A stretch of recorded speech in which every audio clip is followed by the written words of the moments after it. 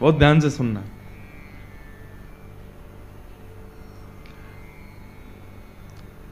राधा रानी के गोलोक धाम में एक मणि का पिंजरा है।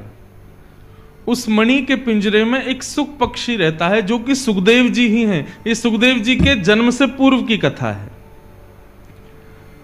राधा रानी को वो सुख इतना प्रिय है, कभी कभी राधा रानी उसके पास जाती हैं तो उससे कहती हैं कहो गोविंद, तो वो तुरंत कहता है गोविंद। कहो माधव, वो कहता है माधव। कहो दामोदर, तो तोता तुरंत कहता है दामोदर।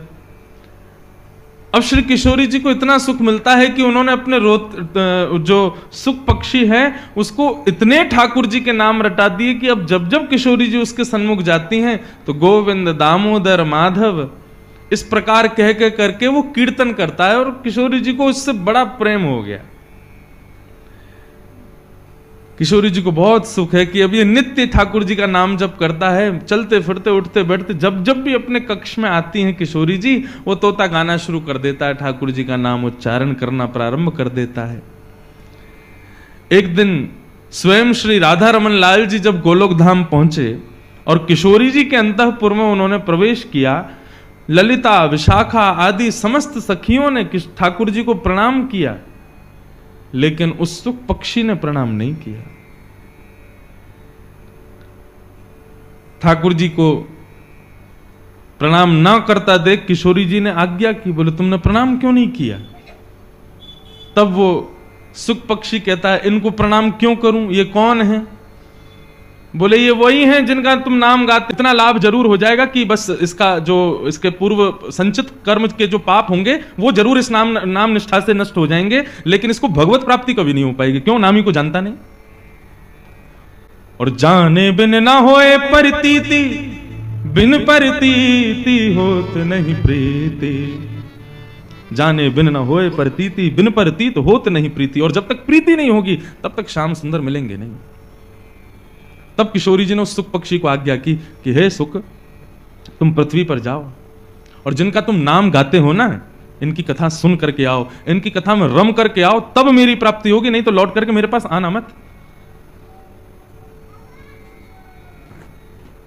श्री शुक मूर्छित भय माश शठ, 6 महीने के लिए मूर्छित हो गए शुकाचार्य जी। किशोरी जी से वियोग जब हुआ तब पुनः किशोरी जी की प्राप्ति के लिए शुकाचार्य जी ने पृथ्वी पर आकर के पहले महादेव से अमर कथा को श्रवण किया और फिर वेदव्यास जी के यहां पुत्र रूप में जन्म लेकर के संपूर्ण भागवत को अपने हृदय में धारण किया। और परीक्षित को सुना करके, कहीं भी ग्रंथों में वर्णन नहीं है कि सुखदेव जी कहां गए, कथा सुनाते पूरी करते सीधे श्री शुकाचार्य जी किशोरी जी की शरण में चले गए। तब किशोरी जी ने उनको स्वीकार किया कि हां, अब तुम कथा में रम करके आ गए हो, अब तुम उनके स्वभाव से, उनके भाव से, उनकी प्रत्येक क्रिया से अब तुम परिचित हो गए हो, अब तुम मेरे पास रहने योग्य हो। ये बात मैं क्यों बता रहा हूं? हापुड़ में किशोरी जी के उपासक बहुत हैं, लेकिन किशोरी जी किसको स्वीकार करती हैं? जो ठाकुर जी की कथा में रमा हो, ओतप्रोत हो, लता पता हो। आप किशोरी जी का नाम गुणगान खूब करो, लेकिन जिस नाम को आपने गाया उस नामी के यदि उस स्वभाव से आप परिचित नहीं हो तो किशोरी जी को वो नाम प्रिय नहीं लगेगा। आपके मुख से नाम गान में सुख ही उनको तभी आएगा जब कथा में रम। मैं कोई अपनी कथा, मैं तो आज जा रहा हूं कथा करके, लेकिन आप लोगों से निवेदन करके जा रहा हूं, कथा साधारण नहीं है बंधुओं। चारों युगों में जिनका प्रताप है, ऐसे श्री हनुमान जी महाराज को जब रघुनाथ जी जा रहे थे तो कह के गए तुम पृथ्वी पर ही रहो, हम सब जा रहे हैं गोलोक धाम, लेकिन तुम यहीं रहो। हनुमान जी बोले मैं नहीं रह पाऊंगा पृथ्वी पर। तब राम जी बोले अच्छा एक काम करें, तुमको हम एक वरदान देके जाते हैं। बोले क्या? बोले यत्र यत्र रघुनाथ कीर्तनम तत्र तत्र कृतमस्तकांजलिम बाष्पवारी परिपूर्ण लोचनम मारुतिम नमत राक्षसांतकम। जहां जहां मेरी कथा होगी तुम मुझसे प्रार्थना करोगे तो उस कथा में तुमको थोड़े क्षण के लिए जाने की मैं आज्ञा दे दूंगा, तुमको कथा यहां प्राप्त होगी पृथ्वी पर। तब हनुमान जी बोले फिर तो मुझे गोलोक धाम नहीं जाना, तब तो मैं यहीं रहूंगा ताकि मुझे कथा मिलती रहे। ऐसे श्री हनुमंत लाल कथा के रसिक हैं, इसलिए रघुनाथ जी के प्रिय हैं। ठीक वैसे ही हम ब्रजवासी हों, चाहे ब्रजरज उपासी हों, लेकिन कथा में यदि हमारी रति नहीं है, कथा में यदि हमारी प्रीति नहीं है, ठाकुर जी स्वीकार नहीं करेंगे। और ठाकुर जी कर भी लेंगे, किशोरी जी नहीं करेंगे। हमारे माई श्यामा जू को राज, हमारे माई श्यामा जो को राज। ये गा उठोगे आप, जब कथा में रम जाओगे ना, कथा रोम रोम में प्रकट हो जाएगी। कथा सुनने में रति, सत्संग सुनने में, ठाकुर जी की मधुर चर्चा सुनने में जब रस आने लगेगा ना, तब इस पद को गाने का अधिकार प्राप्त होगा। तब समझना कि हाँ, अब किशोरी जी ने अपना वरदहस्त रखा है। नाम में निष्ठा है, धाम में निष्ठा है, प्रसाद में निष्ठा है, लेकिन कथा में निष्ठा नहीं है, तो आप इस पद के गाने के अधिकारी नहीं हो, क्योंकि आप पे ठाकुर जी की कृपा होगी, किशोरी जी की नहीं है। किशोरी जी की कृपा तो तब होती है जब ठाकुर जी की चर्चा सुनने में नेत्र सजल हो जाएं। वाष्पवारी परिपूर्ण लोचनम, इसका अर्थ क्या है? हनुमंत लाल जब कथा में आते हैं ना, तो उनके नेत्र आंसुओं से भरे रहते हैं। मारुतिम नमत राक्षसांतकम, कथा में रति होना किशोरी जी की कृपा का पूर्ण फल है। एक बाबा थे हमारे मथुरा में, नाम में बड़ी निष्ठा थी उनकी, नाम में और कथा में, दो चीजों में निष्ठा थी। इसके अतिरिक्त और कोई, उनसे कोई कहता बाबा बिहारी जी चलो, बोले तुम जाओ। क्यों बाबा आप क्यों नहीं जाओगे? बोले मेरे कमरा में बैठे हैं, चित्रपट के रूप में ठाकुर जी बैठे हैं, ये बिहारी जी से कम है, मैं इनको ही प्रणाम कर लूं, और बाकी मेरी निष्ठा तो नाम में है, मैं अपने अंतर हृदय में ठाकुर जी को प्रकट करके उनको खूब सेवा कर लूं, बाकी समय मिले तो कथा सुन लूं, बस मैं इतना ही कर सकूं, या से अतिरिक्त मेरी सेवा है ना पा रही। लेकिन कभी कभी आपकी कथा की रति से ठाकुर जी प्रसन्न होकर के अन्य निष्ठाएं ठाकुर जी प्रकट करवाते हैं। जैसे दर्शन में बहुत निष्ठा है आपकी, कि बिहारी जी का दर्शन, राधा रमण जी का दर्शन, राधा वल्लभ जी का दर्शन,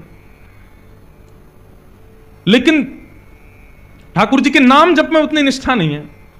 कई लोग होते हैं वो कहते हैं महाराज जी माला जपने जैसी बैठते हैं तो नींद आने लगती है, ठाकुर जी का नाम जप जैसी करने बैठते हैं मन विचलित होता है, भागता है इधर उधर। कभी कभी निष्ठाएं ठाकुर जी प्रकट करते हैं आपकी प्रथम निष्ठा से प्रसन्न होकर के। तो ऐसे हमारे मथुरा के एक महात्मा थे, उनकी नाम में बड़ी निष्ठा थी, कथा में निष्ठा थी, लेकिन ठाकुर जी के दर्शन में इतनी निष्ठा नहीं थी, सेवा में इतनी निष्ठा नहीं थी। नाम जप करते थे और 24 घंटे में से कम 20 घंटे नाम जप करते थे। भिक्षा मांगने के लिए जाते थे ब्रजवासियों के घर, और जो मधुकरी प्राप्त होती थी उसी को पाकर के अपना निर्वहन करते थे। एक मैया के यहां वो जाते थे। माताएं बहुत शांति का परिचय दें, जो पीछे आ रही हैं या बैठ रही, बिल्कुल शांति से विराजो, बस 2-3 घंटा की परेशानी हो रहा है, सहन कर लो, फिर तो जैसी आराम। तो वो महात्मा मधुकरी पाते थे। अच्छा, वृंदावन की ध्यान निष्ठा का एक रूप बताऊं? आप लोग सब वृंदावन उपासी हो, वृंदावन जाते हो। अन्य स्थानों में ध्यान के लिए बहुत कुछ करना पड़ता है, आसन लगाओ, शुद्धता का ध्यान रखो, एकांत में बैठो, तब चित्त बंद करोगे, नेत्र बंद करके चित्त में स्मरण करोगे, तब ठाकुर जी प्रकट होंगे। लेकिन वृंदावन में यदि ठाकुर जी का ध्यान करना है तो एक ही काम करना, किसी ब्रजवासी के यहां जाकर के अंजलि फैला करके थोड़ी सी मधुकरी मांग लेना, और उस मधुकरी को, शीत प्रसादी को पाकर के श्री यमुना जल को माथे से लगा करके ब्रजरज को अपने 12 अंग में लेप करके श्री यमुना जी के तट पर ही नेत्र बंद करके बैठ जाना, तत्क्षण श्यामा श्याम हृदय में प्रकट हो जाएंगे। हमारे श्रीधाम वृंदावन में ध्यान की विधि प्रारंभ होती है ब्रजवासियों के यहाँ की शीत प्रसादी पाने से। अरे जिन ब्रजवासी के यहाँ पर परब्रह्म परमात्मा भी मांग तो डोले, बिन बुलाए घुस जाए घर में, चोरी करके खा जाए, जिन ब्रजवासी के यहाँ थे उन ब्रजवासी के यहाँ जाकर के अंजलि फैला करके मांग भी लोगे ना, तो आपके अंदर का अहम नष्ट होगा, और अहम नष्ट होते ही श्यामा श्याम प्रकट हो जाएंगे। आज तक खूब भारतीय ब्रजवासी और बड़े बड़े रेस्टोरेंटों में भोजन किया, अब की बार मेरे कहे से, नहीं तो मेरे घर ही आ जाइयो। हाँ, मैं भले ही ना भी मिलूं तो घर पे आके बस हमारी माता जी या जो भी मिले उनसे ही कह दियो, बोले महाराज जी कथा में कह के गए, यूं नहीं थाली लगा के मांगो, थाली लगा के ले आओ, भीतर से 5-6 रोटी और सब्जी नहीं, अंजलि फैलाओ, जितनो या में आ जाए उतनो दो। आज भी हमारे ब्रज के संत कैसे प्रसाद पाते हैं? बोले रोटी भी पूरी मत दियो, आधी दियो, वही पन एक चावल, वही पन एक सब्जी, वही पन एक दही, वही पन एक मक्खन, नेक बूरो, और वही को सबको पा करके मधुकरी पाके नेत्र बंद करके, हाथ मुंह धो के नेत्र बंद करके जैसे ही महात्मा बैठे उनको ध्यान समाधि लग जाए महाराज। ब्रजवासीन के घर के प्रसाद को पा करके ऐसी ब्रज निष्ठा, ऐसी दर्शन निष्ठा और ध्यान निष्ठा प्रकट है जाए वृंदावन में। तो वे महात्मा नाम जपी थे, लेकिन कभी कभी ब्रजवासियों के यहां जाकर के अंजलि फैला करके मांगते थे, और जो प्राप्त होता था उसको पा करके पुनः हाथ धो करके फिर नाम जप करने लगते थे। एक मैया के यहां वो जाते थे, उन मैया के यहां पर मदन मोहन लाल जी विराज रहे थे। तो बाबा जब आते थे तो बंधुओं एक पद है श्री रैदास जी का, उसमें भाव है, सो ही सुहागन प्रिय जाहि रीझें। ठाकुर जी कब किससे रीझ जाएं कुछ पता नहीं है। जैसे ही वो बाबा नित्य अंजलि फैला करके प्रसादी मांगने के लिए आते तो भीतर बैठे मैया के घर में मदन मोहन लाल जी उन पर रीझ गए, और ठाकुर जी के मन में भाव आया, इनको नाम निष्ठा तो बहुत है लेकिन इनको मेरी सेवा और दर्शन में ज्यादा निष्ठा नहीं है। लेकिन नाम निष्ठा इतनी सुंदर है कि उससे ठाकुर जी प्रसन्न होकर कि अब उनको अपने दर्शन की सेवा, दर्शन की निष्ठा उनके हृदय में प्रकट करना चाहते हैं। तो ठाकुर जी ने क्या किया, वो मैया रात्रि में जैसे ही ठाकुर जी को शयन करा करके सोई तो ठाकुर जी स्वप्न में प्रकट हो गए और मैया से बोले, मैया तेरे यहां वो जो बाबा आवे ना मधुकरी मांगवे, बोले हाँ, कल को जब वो भिक्षा मांगवे आवे ना तो तू मोए जाके दे दियो बाकी गोद में। मैया तो रोने लगी, बोले क्यों, मेरी सेवा में कोई कमी जो आप बाबा के पास जाना चाहो? बोले ना मैया, आपकी सेवा से मैं बड़ा प्रसन्न हूं, लेकिन अब आप थोड़े दिन की और रह गई हो, कछु दिना में आप चली जाओगी, फिर मेरी सेवा कौन करेगा? या हमारे मैं तो अपनी व्यवस्था कर रहा हूं, बाबा को जाके मुंह को कल दे दी हूं, अब मैं वही के पास रहूंगा। रात भर मैया रोई बेचारी, लेकिन ठाकुर जी की आज्ञा उसने मानी। दूसरे दिन जब संत पधारे तो कहा, मैया भिक्षा दो, कुछ मधुकरी प्रसादी दो। मैया भीतर से अपने ठाकुर जी लेके आई, बाबा की गोद में धर दिया, ले बाबा भिक्षा। बाबा बोले, हमसे ये सेवा वेवा नहीं होती है ठाकुर जी की, हम तो भैया नाम उपासी हैं, बस नाम जप करना जानते हैं। ये श्रृंगार करना, स्नान कराना, वस्त्र पहनाना और ये 56 भोग धराना, ये राजोपचार हमसे नहीं आता है, हम केवल नामोपचार जानते हैं। आप ठाकुर जी से पुनः निवेदन कर दो, छोटी सी कुटिया में रहता हूं मैं, यहां पे 8 बार भोग लगता होगा, मेरे यहां तो कोई प्रसादी की भी व्यवस्था नहीं है, इनको भूख बहुत लगती है, मैं इनको भोजन नहीं करा पाऊंगा। श्रीनाथ जी में 8 बार भोग आता है, जिसमें से 3 बार का भोग आप सुनकर के आश्चर्य करोगे, उसका नाम है श्रम भोग। क्या नाम है? श्रम भोग का तात्पर्य क्या है? ठाकुर जी को उठते ही पहले लड्डू और दूध का भोग लगता है श्रीनाथ जी को, या माखन मिश्री का भोग लगेगा। लड्डू तो विशेष है, लड्डू, दूध, माखन मिश्री ये सब तो आएगा ही उठते ही। यहां तक कि ऐसा वर्णन है कि श्री नंदलाल पौड़े भय रहे में उठे ही ना है, यशोदा मैया कभी पाम दबावे कभी हाथ दबावे, ठाकुर जी उठे ही ना, चदरिया ओढ़ ले, मुंह मत उठाओ। तब मैया क्या करे, पात्र में दूध लेके आवे और लाला के सिरहाने पे हाथ रख के, लाला सोते भाई लाला को उठा के ही मोहते दूध छुपा दे, तब दूध पीते पीते पीते पीते तब ठाकुर जी के नेत्र खुले, तब मैया उनकी आरती करे। ये है मंगला। आज भी श्रीनाथ जी में ठाकुर जी के शयन में ही दूध आ जाता है सुबह सुबह, और जो वहां मुखिया जी हैं वो दूध भोग को उठा के ठाकुर जी के अधर से छुपाएंगे, तब दीप प्रज्वलन वगैरह होंगे कि मतलब अब ठाकुर जी उठ गए, मतलब नींद में ही दूध पी में तब आंख खुले ठाकुर जी की। और श्रम भोग क्या है कि पहले आ गया मंगला भोग, फिर आएगा बाल भोग, और बाल भोग पाने के बाद फिर ठाकुर जी का श्रृंगार होगा, मुकुट धारण किया, माला धारण करी, सब करी, तो फिर कहे में कि भैया अब ठाकुर जी श्रृंगार करावे में थक गए, तो अब इनके लिए भोग लाओ, वो आता है श्रम भोग। बताओ, कपड़ा पहनवे में थक जाएं ये। दोपहर में राजभोग के बाद जब ठाकुर जी के मुकुट वुकुट सब बढ़ा दिए जाते हैं, उसमें भी इनको श्रम होता है, फिर श्रम भोग आता है। और ठाकुर जी को मुकुट नीचे किया ना, कड़ूला उड़ूला ने बढ़ा दिए हैं, ठाकुर जी को श्रम है, एक और भोग लाओ। कितनों काम है, पेट ही ना भरे इनको। तो बाबा बोलो, मैया ठाकुर जी से निवेदन कर दियो, मेरे यहां कोई व्यवस्था ना है, तुम तो बहुत बढ़िया सेवा कर रही हो, 8 बार भोग लगाओ, मैं तो खुद 1 बार पाऊं, कहां से खवाऊंगा, तुम्हारे लाला है। मैया वापस ले गई, ठाकुर जी है, बोले आज रात्रि में निवेदन कर दूंगी। रात में सपने में फिर ठाकुर जी आए, बोले मैया तुमने मुंह को क्यों नहीं दिया? बोले ठाकुर जी मैं तो जानू आप 8 बार भोग लगाओ, इतनी बार आरती करनी पड़े, हर बार इतनी सुंदर सुंदर सामग्री बनानी पड़े, बाबा के यहाँ इतनी व्यवस्था ना है, आप कैसे रहोगे? ठाकुर जी बोले मैं रह लूंगा, लेकिन रहूंगा अब उन्हीं के पास, आप मुंह को दे दो। बाबा जैसे रखेगो मैं वैसे रह लूंगा, वो रूखी रोटी खवावेगो मैं रूखी रोटी खाऊंगा, लेकिन रहूंगा बाबा के पास। बंधु इस भाव से ये पता चलता है हम सबके घर में ठाकुर जी बैठे हैं, कितनी कृपा है ठाकुर जी की। हम बच्चों को भोजन परोसते हैं तो बच्चे नाक मुंह मोड़ ले, मैया में नमक कम है, इसमें नींबू नहीं है, ये नहीं है, वो नहीं है। ठाकुर जी को जैसा दे दो वैसा पा लेते हैं। कई बार खीर पधरा देते हैं ठाकुर जी को, भोग लग जाती है, जब हम पाने बैठते हैं तब पता चलता है इसमें तो शक्कर ही नहीं थी, और ठाकुर जी पा लिए, कभी शिकायत नहीं करते, जैसा दे दो वैसा स्वीकार है। कैसे प्रेमी हैं ठाकुर जी। हमारे बच्चे नाक मुंह मोड़ते हैं, लेकिन ठाकुर जी कभी मना नहीं करते, सब स्वीकार करते हैं, जैसा दे दो। कभी कभी प्रसाद पानी बैठते हैं तब पता चलता है दाल में तो भयंकर मिर्चें खाई नहीं जा रही, हम उसमें पानी मिला रहे हैं, फिर नींबू डाल रहे हैं, भैया मिर्चें खब नहीं रही है, और ठाकुर जी ने पूरा भोग लगा लिया। कितने सहज हैं ठाकुर जी। इससे यह समझ आता है कि ठाकुर जी आपके घर में विराज रहे हैं, आप जैसी सेवा करना चाहो उनको सब स्वीकार है, क्योंकि वो आपके हैं। ऐसा प्रेम हम क्यों नहीं करते ठाकुर जी से। हम जैसा ठाकुर जी को वस्त्र पहना दें, जैसा स्नान करा दें। कई लोगों के घरों में जाता हूं, अलमारी में ठाकुर जी बैठे हैं, छोटी सी अलमारी में, बेचारे कभी मना नहीं करते, कभी कुछ नहीं कहते। उनके लिए शयन की कोई अच्छी व्यवस्था नहीं है, उनके लिए बैठने की कोई अच्छी व्यवस्था। कई लोगों के घरों में दर्शन करने जाते हैं, ठाकुर जी के पीछे चुईया बैठी है, बेचारे कभी शिकायत नहीं करते, और हमारी शिकायतें खत्म नहीं होती।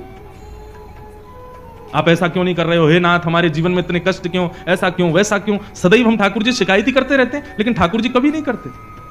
मुझे तो कभी कभी पता है क्या लगता है, ये जो हमारे घर में ठाकुर जी बैठे हैं ना, आप जैसी वस्तु दोगे सब स्वीकार कर लेंगे, कभी शिकायत नहीं करेंगे। क्यों? जब मृत्यु के बाद हम जाएंगे ना ठाकुर जी के पास और जाकर कहेंगे ठाकुर जी आपने हमारे जीवन में बहुत कष्ट दिए, बहुत विपदाएं दी, बहुत ये दिया, ठाकुर जी बोले तेरी लिस्ट खत्म हो जाए फिर मेरे को देना, मैं लिस्ट निकालूंगा अपनी। वादना चुईया बैठी मेरे सिर पर, कचू कही मैंने, तेने दाल में मिर्च ज्यादा डाली, कचू कही मैंने, वहां नमक कम आओ, बिल्कुल शक्कर नहीं डालो खीर में, तेने ऐसी खा लियो मैंने, कचू कही मैंने। एक दिन जली भई रोटी मुंह को दे दी तेने, मैंने कचू कही, प्रेम से पाए हो ना। तुम सबरो परिवार 3 दिन के लिए ब्याह में चले गए, मुंह को घर में छोड़ गए अकेले, कचू कही मैंने। तो फिर मुझसे शिकायत क्यों? तो कभी कोई मुझे लगता है घर में जो ठाकुर जी बैठे ना, ये सब हिसाब बराबर करने के लिए बैठे हैं, ताकि तुम कोई शिकायत ना कर पाओ उनसे। तो मैया ने बाबा से कही, बाबा वो ठाकुर जी, बाबा के यहां कोई व्यवस्था नहीं है। ठाकुर जी बोले मैं रहूंगा वही के पास, चाहे कोई व्यवस्था ना हो। बाबा रूखी रोटी खवावे को मैं वही से रह लूंगा, लेकिन अब वही के पास रहूंगा। बड़े महल में रहते हैं ठाकुर जी, मदन मोहन लाल जी, परंतु उस महल को छोड़ करके उस बाबा की कुटिया में आ गए। बाबा ले आए, मैया ने कही बाबा आप जैसे रखोगे रहेंगे, आपके पास ही रहेंगे। तो ठीक है, हम तो एक बार भोग लगाएंगे बस। बोले सब स्वीकार है, आप जैसे दोगे वैसे स्वीकार है, हमारे ठाकुर जी को ले जाओ। बाबा ले आए, घर में लाए, तो अब तो मधुकरी तो भोग लगाएंगे नहीं ठाकुर जी के लिए, तो बढ़िया आटा दाल चावल सब आएगा। लेकिन बाबा बोले भाई दाल चावल वगैरह हमसे बनाने आते नहीं, आटा ले आओ, भाई को बढ़िया टिक्कर बनाएंगे, ठाकुर जी को भोग लगाएंगे। मैया के यहाँ गए, मैया थोड़ा सा आटा दे दो। आटो लाए, आटे में यमुना जल मिलायो, मार के बढ़िया एक टिक्कर बना के कंडा पे सेक करके और ठाकुर जी के सामने पत्तल में पधरा दिए। बोले लाल जी 56 भोग खूब पाए, अब ये रूखी रोटी पाओ, बड़ी जिद करके आए हो, बड़े लड़ झगड़ के आए हो, अब रहो ऐसे ही। ठाकुर जी के सामने टिक्कर रख के और बाबा अपने नाम जप में चले गए। नाम जप करते रहे, 2-3 दिन तक ठाकुर जी टिक्कर पाते रहे। चौथे दिन जैसे ही नाम जप में बाबा बैठे तो अंतः हृदय में ठाकुर जी प्रकट है गए। जैसे ही ठाकुर जी प्रकट हुए, बाबा बोलो ठाकुर जी प्रणाम, आप सुख से विराज रहे हो, कोई कमी तो नहीं है सेवा में? अरे ना बाबा, मुझको बड़ा बढ़िया लग रहा है, तुम्हारी कुटिया में खूब आनंद आ रहा है, सब कुछ बढ़िया है, सब आनंद है, बस एक निवेदन करना चाहूं आप पे। बाबा बोले आज्ञा करो। बोले बाबा तुम जो टिक्कर बनाए करो ना, रूखे आटे में तुम यमुना जल मिला करके मार के मुंह को खवाए दो, अब वहां में स्वाद तो कचू रहना है, 3-4 दिन ते तो मैं पा रहा हूं, लेकिन अब मुंह को यूं लग रही है कि कल ते नेक वहां में तुम राम रस मिला दे करो, नमक मिला दे करो आटे में, तो नेक खावे में नेक स्वाद आ जाएगा। बाकी सब आनंद है, कोई दिक्कत नहीं। बाबा बोलो ठीक है भैया, आपको बढ़िया टिक्कर पवाएंगे, कल से राम रस लगा देंगे। तो मैया के पास गए, मैया आज आटो दियो, आटे के संग में राम रस और दियो। मैया बोली है गए चटपने चालू, चलो आगे आगे देखियो कहा होएगा। अब तो दूसरे दिन आटे में नमक वमक मिला के बढ़िया टिक्कर बना के ठाकुर जी को पवाया। 2-4 दिन ठाकुर जी वैसे ही पाए। चौथे दिन ठाकुर जी फिर प्रकट है गए। बाबा बोले ठाकुर जी सब आनंद, कोई कमी तो नहीं सेवा में? ना बाबा सब आनंद है, रहो खूब चकाचक पा रहे हैं हम तो। बस बाबा ने एक बात कह रहो। बोले कहा, तुमको मेरी आवाज ने कर्कश लग रही है? बाबा बोले हाँ नेक लग तो रही है कमजोर सी। बोले बाबा वो रूखी रोटी खा खा के मेरा गलो जो है का वहां में रोटी इर्ज गई है। अरे सरकार आपको कष्ट है गए, इर्ज गई समझ गए, इर्ज गई मतलब फंस गई है। तो बाबा बोले आज्ञा करो। बोले मैं तो बस यूं कह रहा हूं कि कल ते नेक घी चुपड़ दोगे वहां में रोटी में, तो नेक वो नेक आसानी तो भीतर चली जाए करेगी। बाबा बोले मतलब अब कल से आटा नमक और घी भी लाना है। अरे बाबा ने बस घी लिए हो, जहाँ हम घी के बिना मक्खन के बिना तुम कभी ना रहे, आप सब पता है। बाबा बोले ठीक है। दूसरे दिन गए, मैया आज आटो दियो नमक दियो, नेक्स्ट तो घी और दे दियो। मैया बोली ले जाओ प्रेम से पवाओ। अब महाराज आटे में नमक वमक मिला के बढ़िया टिक्कर बना के घी चुपड़ दिया, ठाकुर जी को भोग लगाया। 4-5 दिन ठाकुर जी ने कोई शिकायत नहीं करी। 6 दिन बाद ठाकुर जी फिर प्रकट हुए। बाबा बोले ठाकुर जी अब तो ना इर्ज रही गरे में? ना बाबा अब तो सब बढ़िया है, रोटी में बढ़िया नमक को भी स्वाद आ जाए, घी भी बढ़िया है, नीचे चली जाए। मैं तो बाबा बस यूं कह रहा हूं, कल तो एक आलू और ले आया करो, वह आलू भूंज के वहां में नमक मिर्च डाल के बाकी चटनी बना करके बाबा उधर दे करो संग में। बाबा ने उठाए ठाकुर जी और लेके गए मैया के पास। बोले धरो या अपने पास ही। अरे अभी आटो आयो, नमक आयो, घी आयो, तो 56 भोग ले आएंगे कल को घर में, कहां भजन करूंगा मैं। जैसे ही मैया की गोद में दिए ठाकुर जी प्रकट है गए और बाबा के गले से लग गए। बोले मैं रहूंगा तुम्हारे पास ही, चाहे जैसे रखो, मैं रहूंगा तुम्हारे संग ही।